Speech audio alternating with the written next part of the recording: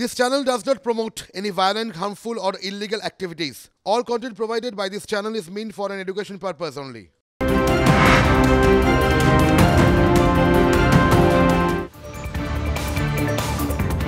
যে কথা বলছিলাম, আমাদের সহকর্মীরা থাকেন এবং যাবতীয় খবরের একেবারে আপডেট আপনাদের ড্রয়িং রুমে তুলে ধরেন। কোন কোন সহকর্মী এই মুহূর্তে আমার সঙ্গে রয়েছেন চট করে দেখে নেই।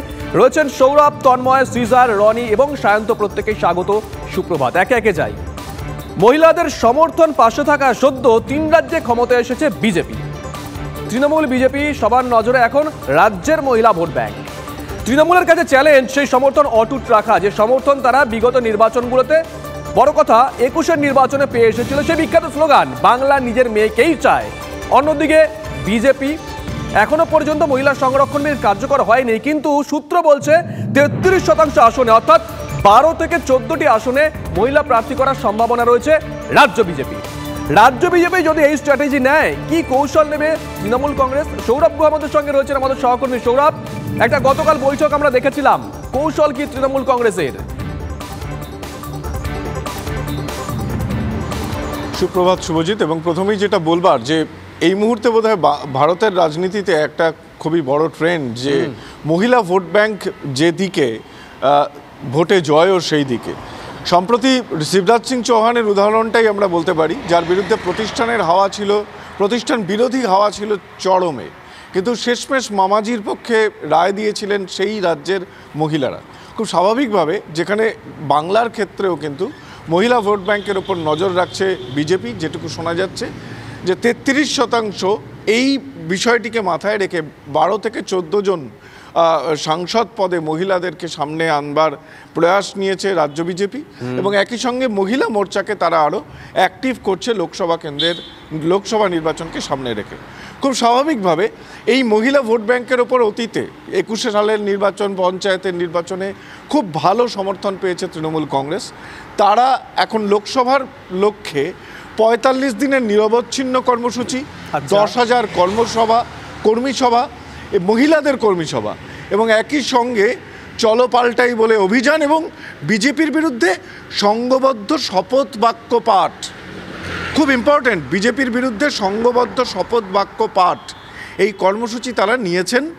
এর প্রয়াসের একটাই মূল, যে 21 সালের অত্যন্ত তার স্পর্শকাতর নির্বাচনে যে ভোট ব্যাংক তাদের পাশে ছিল, সেই ভোট ব্যাংক যেন তাদের পাশে থাকে, সেই সমর্থন যেন তারা অটুট রাখতে পারেন।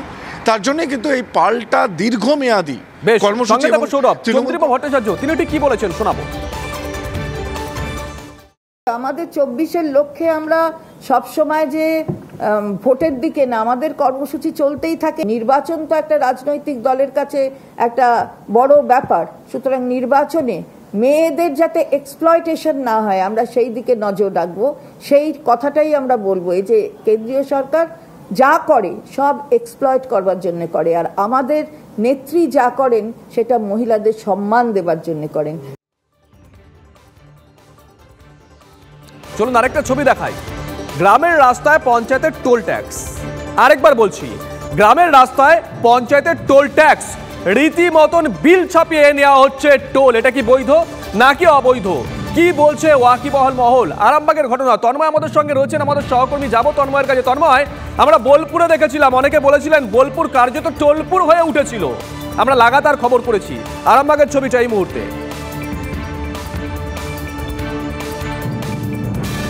দেখো, আরামবাগের তিরোল গ্রাম পঞ্চায়েতের সড়ক যোজনার রাস্তা, যেটা জেলা পরিষদের অন্তর্গত, সড়ক যোজনার রাস্তায় টোল বসিয়েছে স্থানীয় গ্রাম পঞ্চায়েত, তিরোল গ্রাম পঞ্চায়েত প্রধান এবং সঞ্চালক পঞ্চায়েতে। তারা স্বীকার করছেন যে আলোচনা মাফিকই টোল বসানো হয়েছে।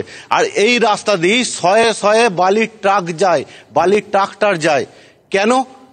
পাশেই আছে বালিখাদ, বালির ট্রাক যায়। তার সঙ্গে সঙ্গে যেটা পঞ্চায়েত থেকে অর্ডার দেওয়া হয়েছে, ধানের গাড়ি পর্যন্ত, পণ্যবাহী গাড়ি পর্যন্ত 100-200 টাকা দিতে হবে। ট্রাক্টর হলে 100 টাকা, ট্রাক হলে 200 টাকা। আর যদি এইভাবে ধানের গাড়িতেও যদি ট্যাক্স বসায় পঞ্চায়েত, তাহলে চাষিরাও বিপাকে পড়বে, তার সঙ্গে সঙ্গে সাধারণ মানুষও। দুর্বিষহ উঠবে। আর এই নিয়েই এলাকায় শোরগোল পড়ছে, বিরোধী রাজনৈতিক দল বিজেপি এই নিয়ে রে রে করে উঠেছে। আর স্থানীয় পঞ্চায়েত সমিতির সভাপতি বলছে বিষয়টি খোঁজ নিয়ে দেখবেন। আর পঞ্চায়েতের রাস্তায় কি টোল বসানো যায়, এটাই বড় প্রশ্ন হয়ে উঠেছে। কেন টোল বসলো এখানে? কি পঞ্চায়েত বা যেহেতু তৃণমূলের এই পঞ্চায়েত, তাহলে কি এখানেও একটা যোগ আছে যে কোনো কিছু ভাবে এখান থেকে পয়সা তোলা হবে, টাকা তোলা হবে? তন্ময় সঙ্গে থাকো, কে কি বলছেন পরপর শোনাই। আমরা একটা ট্যাক্স বস কাটাচ্ছি, রোড ট্যাক্স, যাতে করে রাস্তাটাকে রক্ষণাবেক্ষণ করা যায়। কারণ হচ্ছে এক একটা ট্রাক্টর সারাদিনে 7টি 8টি 10টি 12টি করে বালি বইছে, সে যদি সারাদিনে 100 টাকা দেয় তার তো অসুবিধা কিছু হবে না। কেন নিতে পারে না? পঞ্চায়েত তো দেখভাল করে রাস্তাটার উপরে। এই যে খারাপ হয়ে পড়েছিল এতদিন, এই 2 বছর পড়েছিল, পঞ্চায়েত তো সেটা দেখেছে, সেটা নিতে পারে না কেন? আমরা তো বেআইনিভাবে নিই না। মানে আমি আজকেই শুনেছি, শোনার পর আমি সেই পঞ্চায়েতে বলেছি যে বাই ল ছাড়া কখন করা যায় না, ওরা একটা নিয়ম কানুন সব কিছু থাকতে হবে, আগে থেকে বোঝা করতে হবে। যেটা প্রধান সাহেব, প্রাক্তন প্রধান বললেন যে 17 সালে ওরা বাই ল করেছে, সেই ল অনুসারে আইন অনুসারে করেছে। তোলা তুলছে পঞ্চায়েত, তৃণমূল পঞ্চায়েত। বিষয়টা হচ্ছে রাস্তাটা তো জেলা পরিষদের রাস্তা, তো পঞ্চায়েতের কি অধিকার আছে টোল নেবার? টোল কি যেখানে সেখানে বসানো যায় নাকি?